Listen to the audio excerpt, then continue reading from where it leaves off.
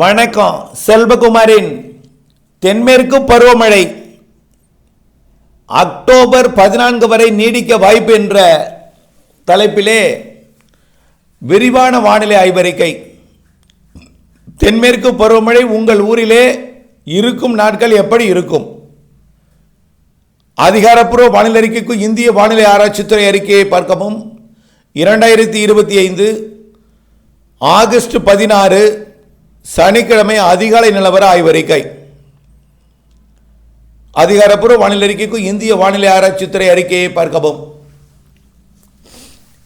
இந்த ஆகஸ்ட் மாதம், செப்டம்பர் மாதம், அக்டோபர் மாதம் 3 மாதம் இன்னும் சரியாக தென்மேற்கு பருவமழை 60 நாட்கள் இருக்கு. 60 நாளுக்கு ஒரு 2 நாள் குறைவாக இருக்கலாம். அக்டோபர் மாதம் 14ஆம் தேதி வரைக்கும் தென்மேற்கு பருவமழை நீடிக்கும். இதனால இன்னும் 60 நாட்களுக்கு 58, 59 நாட்களுக்கு தென்மேற்கு பருவமழை இருக்கு. இதுல செப்டம்பர் 8 இருந்து அக்டோபர் 14 வரை தான் உச்சபட்ச தென்மேற்கு பருவமழையாக இருக்கும் என்று ஏற்கனவே அறிவித்திருக்கிறோம். நல்லா புரிஞ்சுக்கிங்க.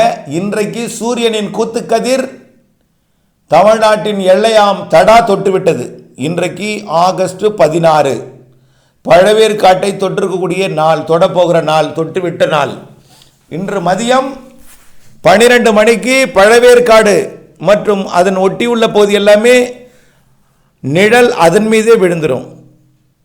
அதாவது ஒரு குச்சி இருந்துன்னா அந்த குச்சியோட நிழல் அந்த குச்சியோட பாதத்திலே இருக்கும். 90 டிகிரி நேராக இருந்தால் பழவேற்காட்டிலே இருக்கக்கூடிய இன்றைக்கு மதியம் பார்த்தீங்கன்னா ஒரு வீடு இருக்குன்னா அந்த வீட்டோட நிழல் அந்த வீட்டு மேலே விழுந்துடும். தெற்கு பகுதியிலையோ வடக்கு பகுதியிலையோ விழாது.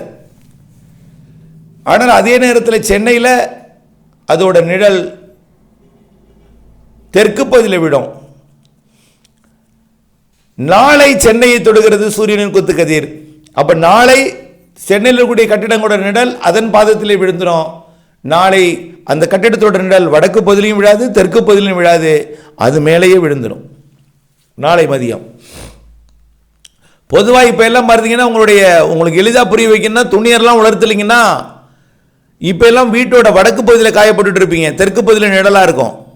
இனிமேல் இன்று முதல் பழவேற்காட்டிலிருந்து கொஞ்சம் கொஞ்சமாக தெற்கு பகுதிக்கு வெயில் வரும், வடக்கு பகுதியில் நிழல் விழ தொடங்கிடும்.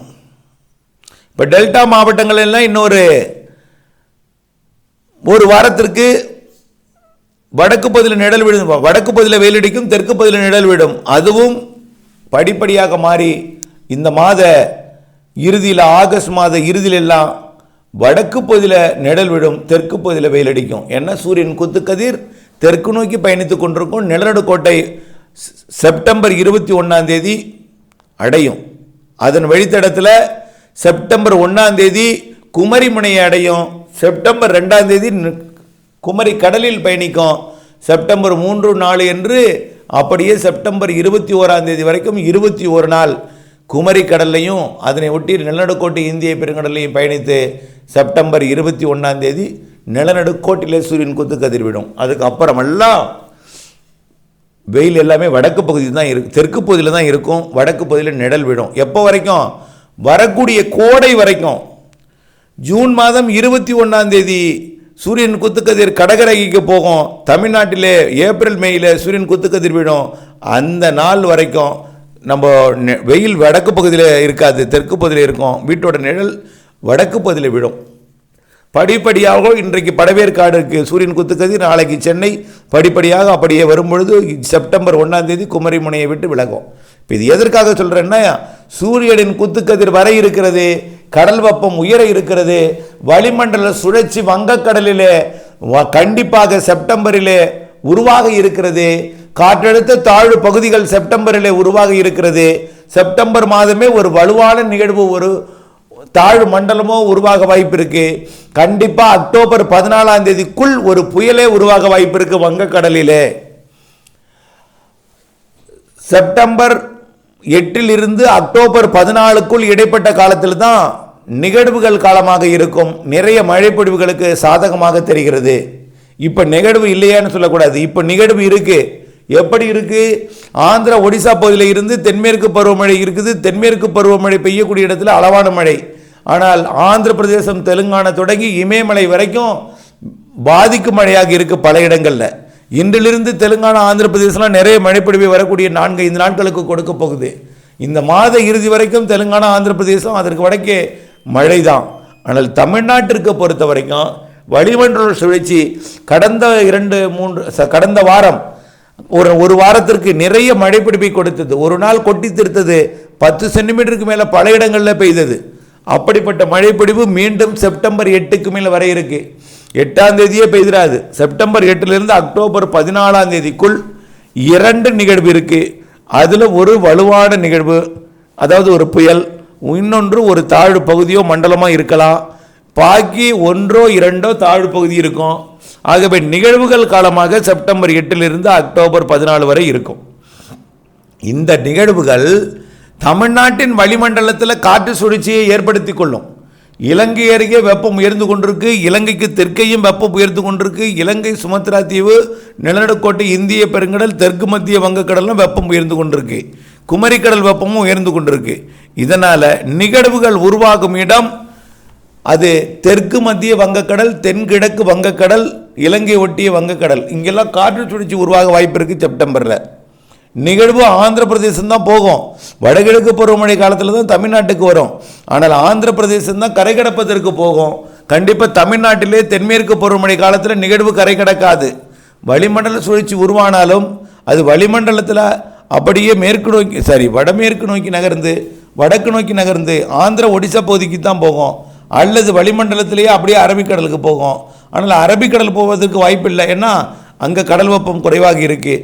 இருந்தாலும் தென்மேற்கு பருவக்காற்றை வங்கக்கடல் நிகழ்வு ஈர்த்து தென்மேற்கு பருவக்காற்றில் இருக்கக்கூடிய நீராவியை நீராக மாறச் செய்யும் மேற்கு தொடர்ச்சி மரங்கள் என்பதை புரிந்து கொள்ளுங்கள்.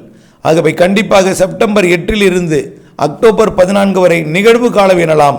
இந்த காலத்தில் கண்டிப்பாக வலுவான நிகழ்வு ஆந்திர பிரதேசம், தெலுங்கானா மற்றும் மகாராஷ்டிரா, கோவாவிற்கு வடக்கே குஜராத் மற்றும் மத்திய பிரதேசம், சத்தீஸ்கர் மற்றும் ஒடிசா எல்லாம் நிறைய மழை பிடித்த கொடுக்க இருக்கிறது. ஆகவே செப்டம்பர் மாதம் 8லிருந்து 14ஆம் தேதி வரை இப்படிப்பட்ட மழை இருந்தாலும் செப்டம்பர் முதல் வாரத்தில் சாதாரண காற்று சுழற்சி இருந்து கொண்டு தமிழ்நாட்டின் உள்பகுதிகளில் சாதாரண மழை பொழிவை ஆங்காங்கே கொடுத்து கொண்டு தான் இருக்கும். பெரிய அளவில் மழை இருக்காது. பெரிய அளவில் மழைன்னா அது செப்டம்பர் 8லிருந்து அக்டோபர் 14 வரை இடைப்பட்ட நாட்கள். இடைவெளியும் இருக்கும், மழையும் இருக்கும். தொடர்ந்து மழை பெய்து கொண்டே இருக்காது. பெரும்பாலும் மாலை இரவு, மதிய மாலை இரவு மழை பொழிவாக இருக்கும். அதிகாலையிலும் இருக்கும். ஆனால் எல்லா நாளும் அடைத்து கொண்டு பெய்யாது. ஆங்காங்கே நிகழ்வு இருக்கும் இடம், இரு காற்று இணைவை பெறும் இடம், இங்கே மழை இருந்து கொண்டே இருக்கும். ஆனால் சற்று வழக்கத்திற்கு மாறான வானிலையாகத்தான் செப்டம்பர் 8லிருந்து அக்டோபர் 14 வரை இருக்கும் என்பதை தெரியப்படுத்துகிறேன். செப்டம்பர் 30ஆம் தேதியோட தென்மேற்கு பருவமழை மழைப்பொழிவு புள்ளிபுறம் நிறைவடைஞ்சிடும். செப்டம்பர் 30ஓட தென்மேற்கு பருவமழை மழைப்பதிவு நிறைவுபடுவாங்க. அக்டோபர் 1லிருந்து வடகிழக்கு பருவமழைங்கிற கணக்கில் தான் மழை வரும். ஆனால் அக்டோபர் 1 புள்ளி விவரம் என்ன வடகிழக்கு பருவமழை மழைப்பொழிவில் எழுதப்பட்டாலும் ஆனால் அக்டோபர் 14ஆம் தேதி வரைக்கும் தென்மேற்கு பருவமழை தொடரும் என்பதை தெரியப்படுத்த விரும்புகிறேன்.